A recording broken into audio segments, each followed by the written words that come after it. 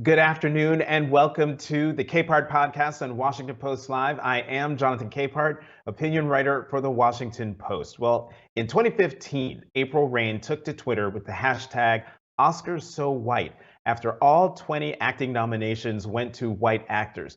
It went viral and a Hollywood reckoning began. By 2020, the Academy of Motion Pictures announced new measures to address representation and inclusion standards for the Oscars.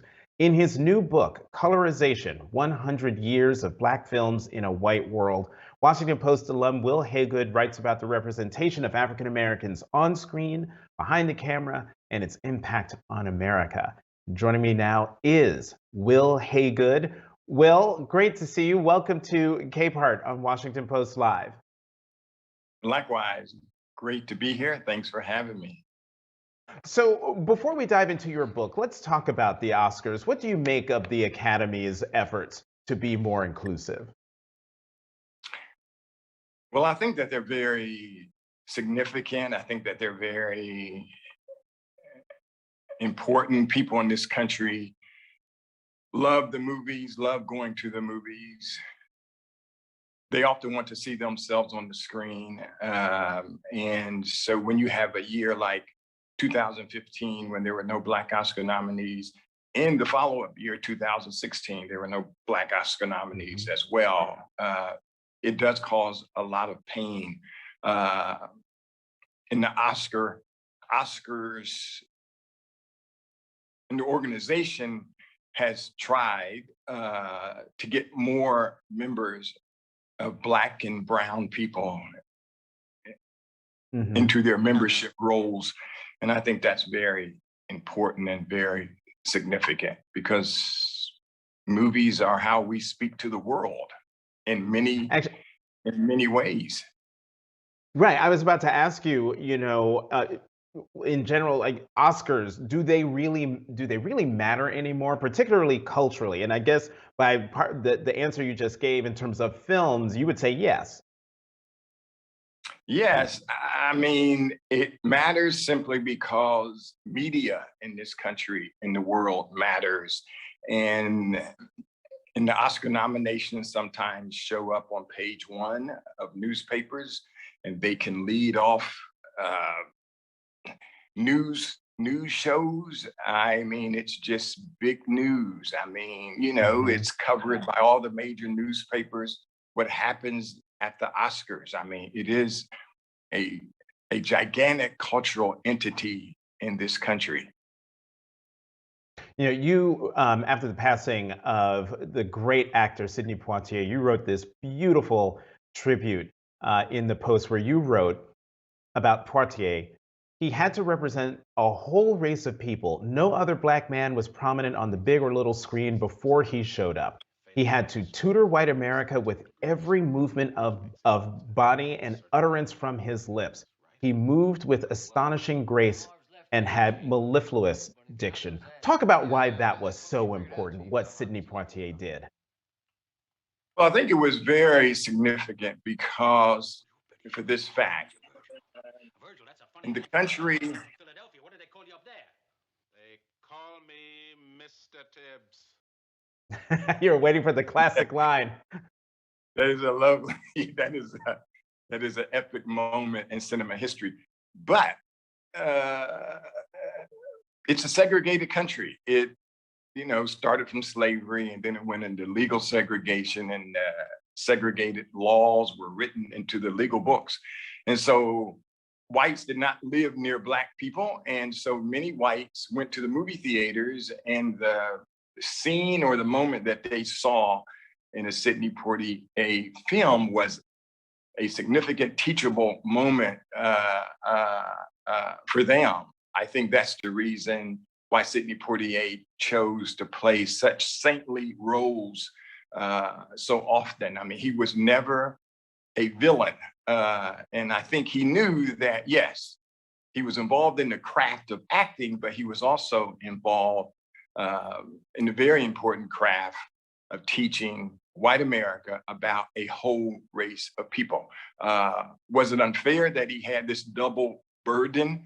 Yes, that he couldn't be And that couldn't be Marlon Brando and play a variety of roles.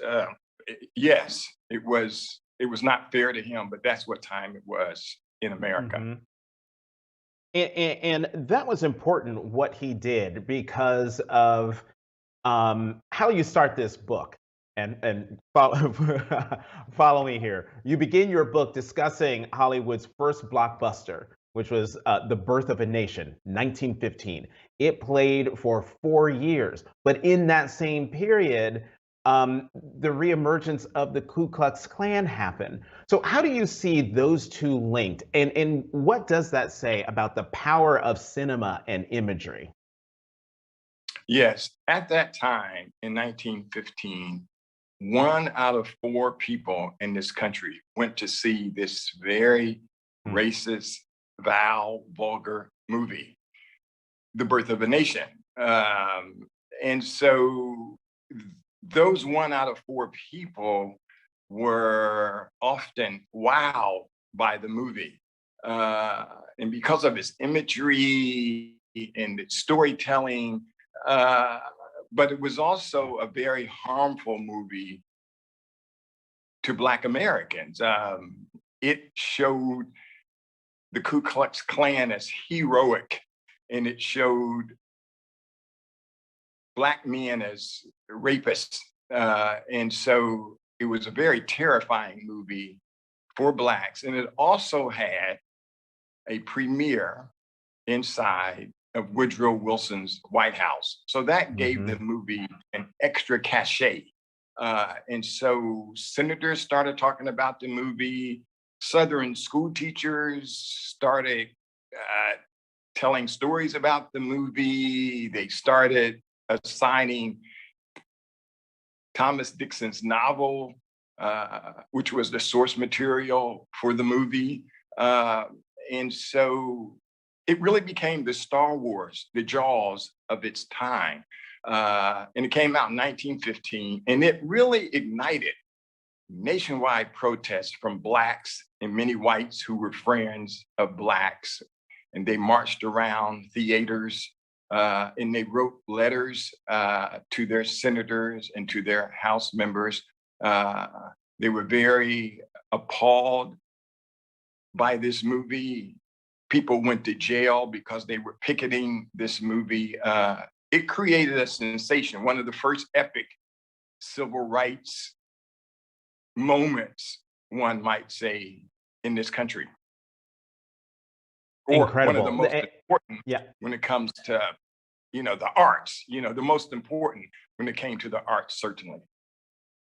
Right, and at a time, 1915, the early part of the 20th century, when that was the way folks communicated, that's the way people saw life. And so this, horribly racist depiction came to be viewed as really real life, particularly the depiction of African Americans. You talk about in your book going to the movies as a child and seeing only white faces. When did that start to change, and how did that change initially manifest itself? Yeah. And that's a wonderful question. When I was a kid, I was growing up in Ohio, in Columbus, Ohio, and my mother would send me to the theater on Sunday afternoons with 50 cents. Cost 25 cents to get in, and the other 25 cents was for my popcorn. And this was in the mid 60s. And I sat in the theater all by myself, 9, 10, 11 years old. And I saw stars like Doris Day and Jimmy Stewart, Robert Mitchum, Rock Hudson, Henry Fonda. Fell in love with all these people. They were like, on a 60-foot wide screen. They were heroes, and they were cowboys, and they were, folks doing good on the big screen. But they all had one thing in common. At my neighborhood theater in the mid 60s, I never saw one Black figure in a leading role on screen, never. And then I went away to college in the 1970s, and I would come home for the summers, and there was a new theater that was downtown, and it was called the Southern Theater. And there were so many Black folks going to the Southern Theater after church.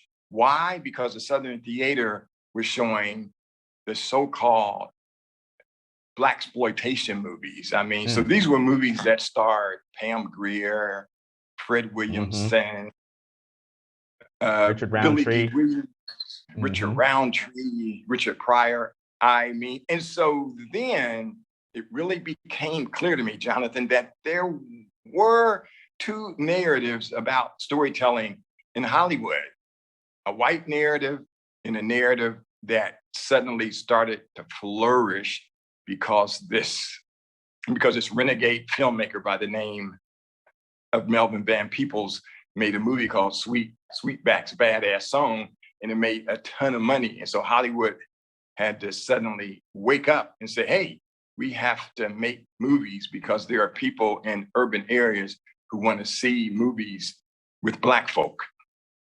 No, Wil, when you said the word Blaxploitation, you had a qualifier or modifier in there. You called it so-called Blaxploitation. Why'd you do that?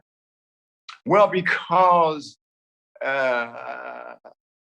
it was a new movement. It was very novel, and the term really doesn't pay homage to the fact that these actors and actresses had to find work and they had to create work.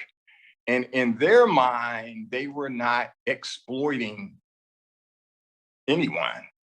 They were working. They were trying to open doors in Hollywood. It was an NAACP official of all people in LA who coined that phrase, Blaxploitation, because he was upset that he didn't get a PR role in one of those movies.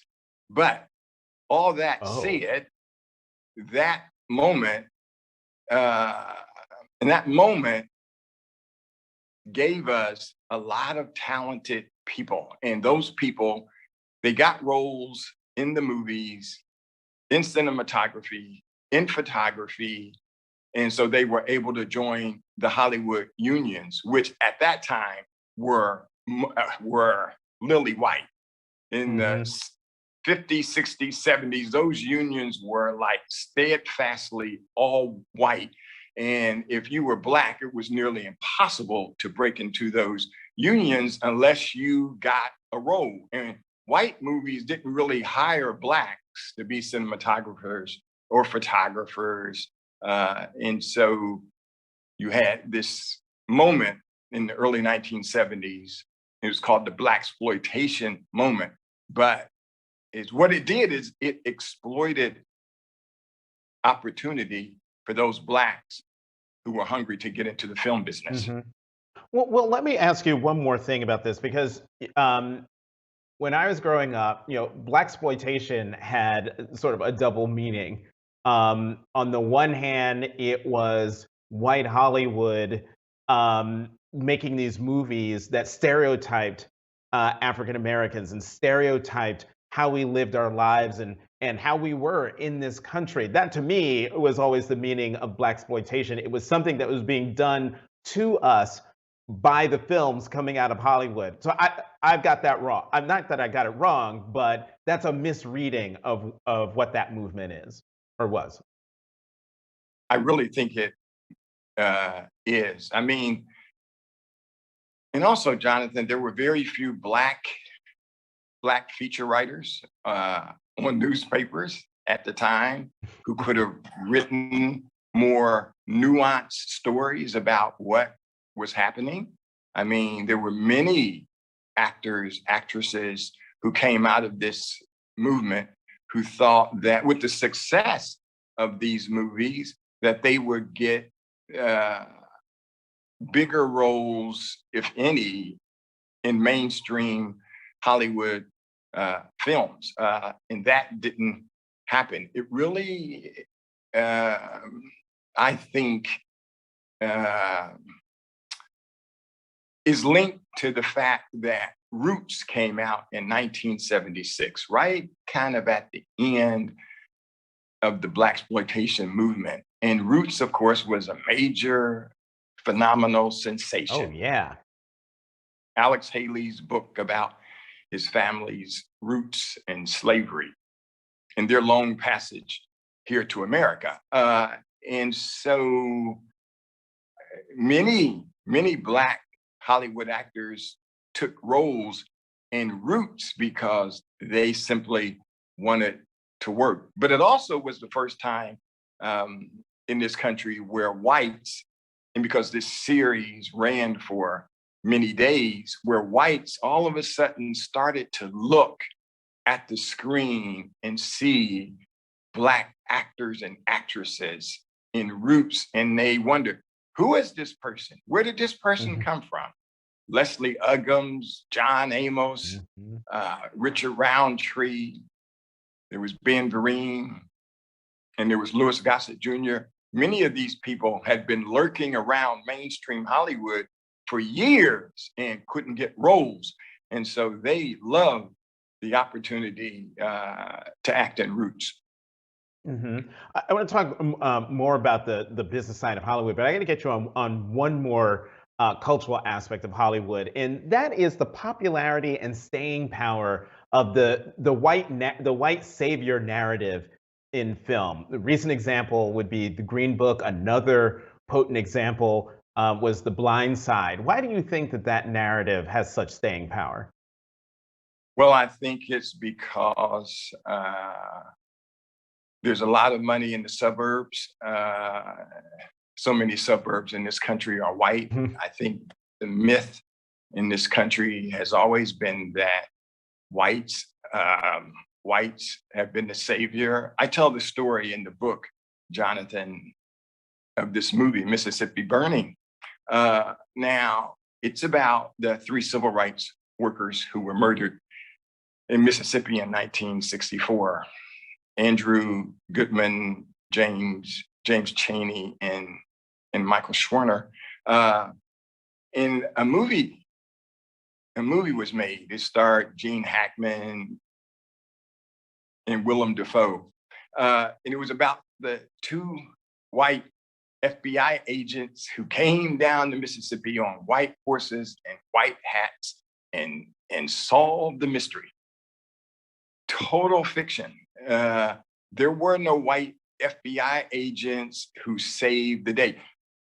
America didn't even have a full-time FBI office in the state of Mississippi. Now, FBI agents did go into Mississippi later in that search, but it was LBJ who sent soldiers, Navy personnel into Mississippi, and it was Native Americans who lived in Mississippi who found the car where the 3 civil rights workers had been murdered. So, that's always been a trope in cinema. I think it's easy for the people who run the studios to keep making movies with white heroes. I mean, things are, and I dare say things are starting to change, but it does become painful when Blacks have to always watch historical dramas that are being twisted around to make people in the audience feel better. I really think that's why we have some of the controversy now of certain school districts starting to ban books about Black history, about painful stories that are the truth. I mean, Lord knows if we run from the truth, we are in deep trouble, deep trouble.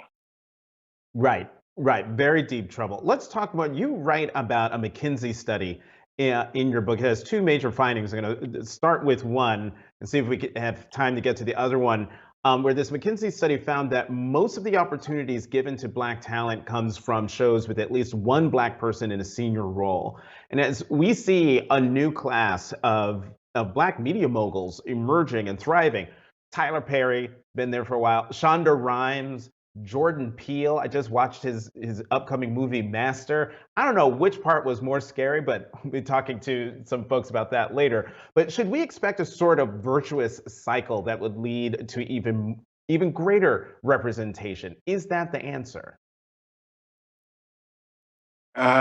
Yes, I really think though that the small screen and with the cable companies like Apple, Netflix, Hulu, I simply think that they've seen what time it is on the streets of this Mhm. country and in the world even.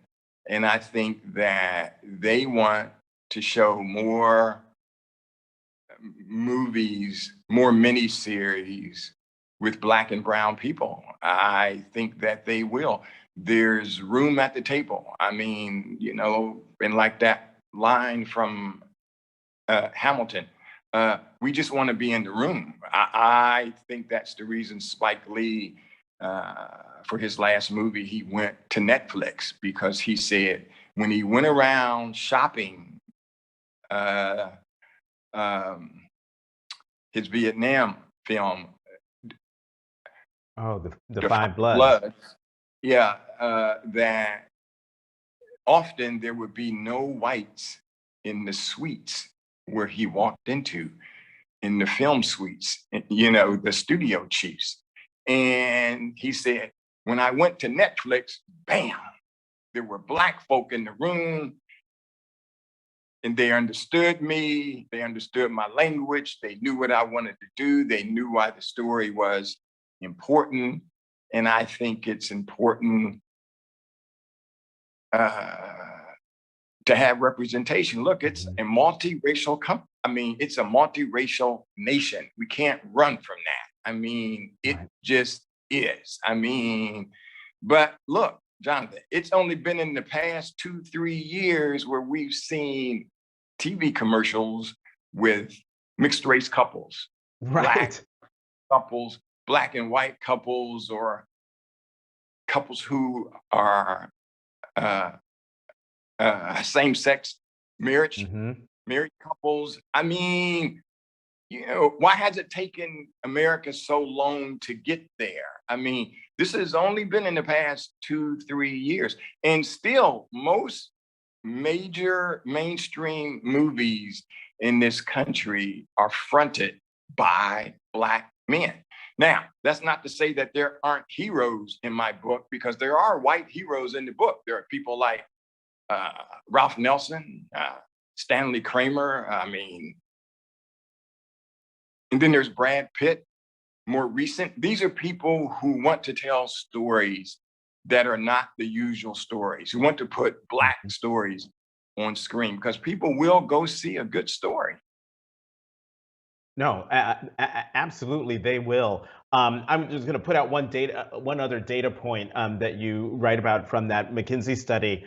And one, it says that America's film industry is the country's least diverse business, and that its systemic anti-Black biases cost it $10 billion annually as a result of that. But in the 5 minutes that we have left, Will, I'm going to get you to talk about the story of Gordon.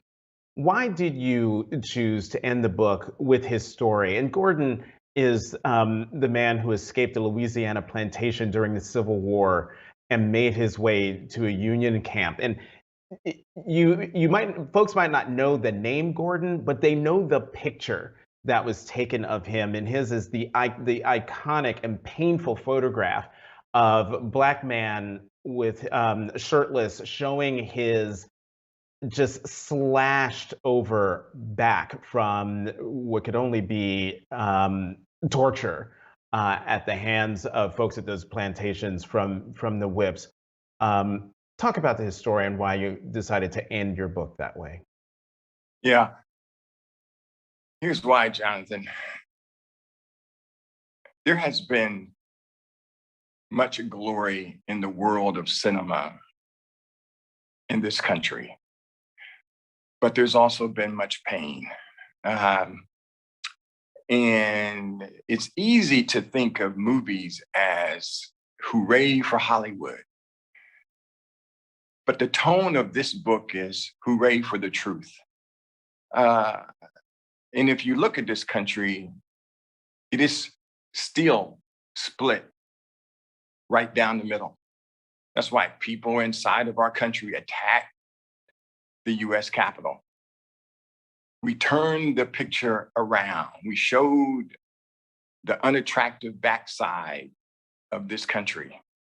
And I think that if you look at Gordon, started in the Civil War, and then some years later, you have this movie, 1915, and the Birth of a Nation.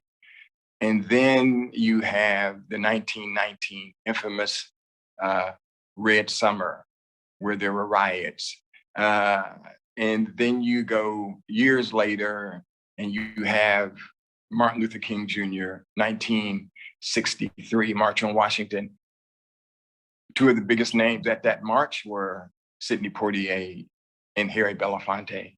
So when you turn cinema around, when you turn our country around, we all love our country. We all love the movies. We all want to keep going to the movies. But we also must love the truth. And the truth, part of the truth of America is the backside of Gordon. That's part of the truth. And that visual, that cinematic photograph is as important as what young Miss Frazier did on the day that George Floyd was being murdered. She made a mini movie of the pain in the backside of this country. Wil Haygood, author of Colorization, 100 Years of Black Films in a White World. Thank you very much for coming to Capehart on Washington Post Live. Thank you for having me, Jonathan. It's a pleasure. I'm a big admirer. Thank you so much. Thank you. And thank you for joining us. To check out what interviews we have coming up, head to WashingtonPostLive.com. Once again, I'm Jonathan Capehart, opinion writer for the Washington Post. Thanks for watching Capehart on Washington Post Live.